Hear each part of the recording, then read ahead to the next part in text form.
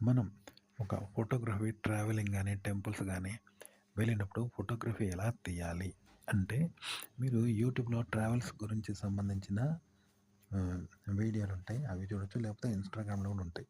ఇవి టూరిజం ఉంటాయి. అలా టూరిస్టులు ఎలా తీస్తారు? టూరిస్టులను ఒక్కొక్క ప్రాంతంలో వాళ్ళు టూరిస్టులను తీస్తారన్నట్టు. యాంకర్ పోయి తీస్తా ఉంటది. అది మస్తుంటది వాళ్ళు ఫోటోగ్రఫీ తోటి. అది చూడండి. ట్రావెలింగ్ గానీ, టెంపుల్స్ గానీ వెళ్ళినప్పుడు ఇలా తీయాలన్నట్టు వీడియో. అలా పెడతారు. అది చూసి నేర్చుకోండి. ఇంకా రెండోది యూట్యూబ్‌ల తెలుగులో ఫోటోగ్రఫీ ఎలా అనేది సినిమాటిక్ స్టైల్‌లో తెలుగులో ఫోటోగ్రఫీ ఎలా తీయాలి అనేది ఒకతను వీడియో చేశాడు. చాలా ఉన్నాయి అతని వీడియో అంతా ఫోటోగ్రఫీ గురించే ఉంటది. అది చూడండి. అది చూస్తే బావుంటది.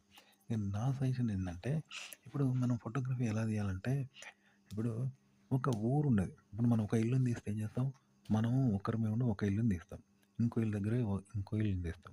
కానీ సినిమాలో ఎట్టుంటదంటే, ఒక ఊరు మొత్తం తీస్తాడు హెలికాప్టర్‌లో. పైకి పోయి హెలికాప్టర్ మొత్తం తిరుగుతాంటే ఊరంతా పడతదంట.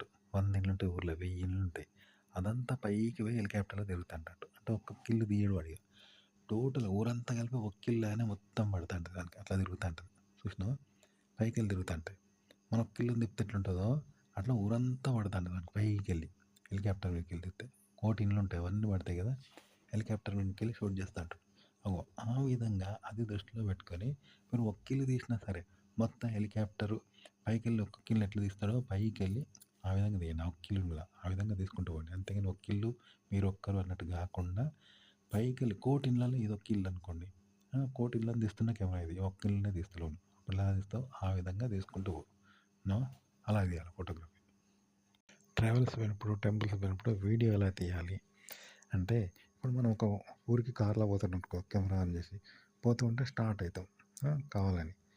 ఎండింగ్ ఆ ఊరికి చివరికి చేరినంక, గమ్యం చేరినంక కావాలని ఆపుతాం. కానీ మధ్యలో పోయేది మాత్రం మనం కావాలని పోము కదా! కావాలని పోము, ఎక్కడ ఆగం. కదా! మనం ఎక్కడైతే గమ్యం చేరాలో అందులో భాగంగానే ఇటు మలుగులు, అటు మలుగులు, ఇటు మలుగులు తిరుగుతా ఉన్నాం గొయ్య గొయ్య. అవి కావాలని తిరగం. కదా! గమ్యం చేరే ప్రయత్నంలోనే ఇలా జరుగుతాంటాయి తెలియకుండా. చూసారా? అట్లా అన్నమాట.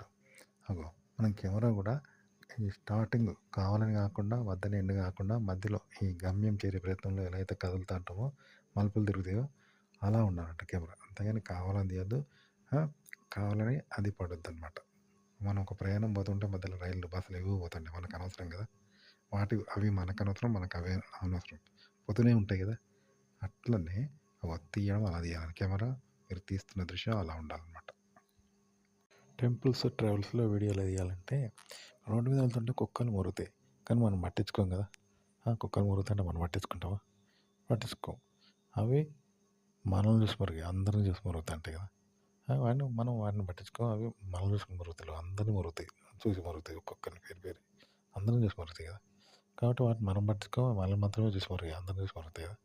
అట్లా వాటికి మనకి ఎలాంటి సంబంధం లేదు.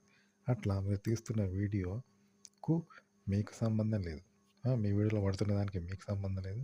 మీ కెమెరా వాటికి సంబంధించి తీస్తలేదు. అప్పుడు ఎలా ఉంటుంది?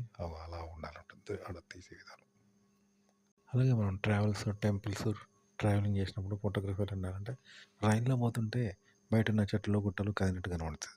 బయటున్న వాళ్ళకు రైలు కదిలినట్టు కనబడుతది కదా! కానీ ఇక్కడేందంటే ఆ కెమెరాకు మనకెట్లుండాలంటే మనం కదులుతున్నప్పుడు రైలు కదలొద్దు. అటు ఆహ్, రైలు ఆగొద్దు. బయటున్న చెట్లు, చేమలు ఆగొద్దు. ఆ! అలానే రైలు కదలొద్దు. బయటున్న చెట్లు, చేమలు కదలొద్దు. 2 కదలదు. అవి కదలొద్దు. రైలు కదలొద్దు. ఆ! అలాగే రైలు ఆహ్, పోతూ ఉంటే రైలు పోవద్దు. చెట్లు, చేమలు పోవద్దు. అట్లానే రైలు ఆగొద్దు. చెట్లు, చేమలు ఆగొద్దు. అట్లాంటి వీడియో తీయాలి.